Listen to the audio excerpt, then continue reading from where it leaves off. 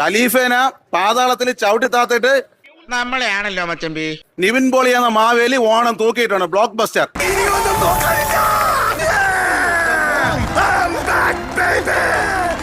അപ്പൊ കിടിഞ്ഞ സാധനം, പ്രാമിലോ കണക്ക് കിടിഞ്ഞ സാധനം. അതിലും അതിന്റെ ഡയറക്ടറല്ലേ ചെയ്തിരിക്കണത്.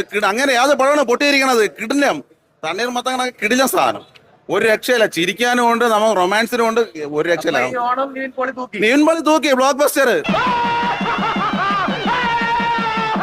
പടം അതുപോലെ എടുത്തിട്ടുണ്ട്. കിടിലൻ പടമാണ്. ഓണം തൂക്കി.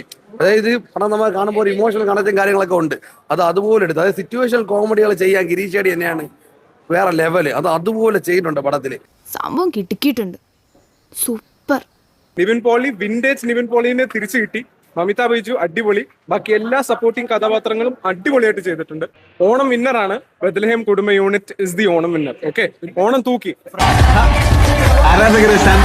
Bethlehem Kudumba unit, you beauty, what a film, a Girish AD wonder, such an entertainment. അതായത് 2 മണിക്കൂർ 37 മിനിറ്റ് ഗിരീഷ് ഷെഡിയുടെ ഈ ഒരു കുടുംബ യൂണിറ്റ്, ഈ ഒരു വേൾഡിനകത്തേക്ക്, അദ്ദേഹം സൃഷ്ടിച്ചിരിക്കുന്ന ഈ ഒരു വേൾഡിനകത്തേക്ക് ആ കഥാപാത്രങ്ങളുടെ കൂടെ നമ്മൾ അങ്ങ് ഔട്ട് ഓഫ് ദ വേൾഡ് ആയി പോകും.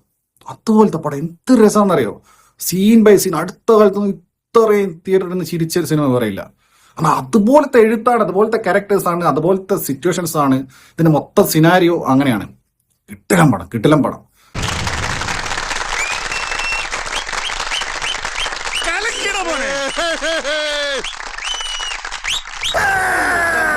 I'm back, baby!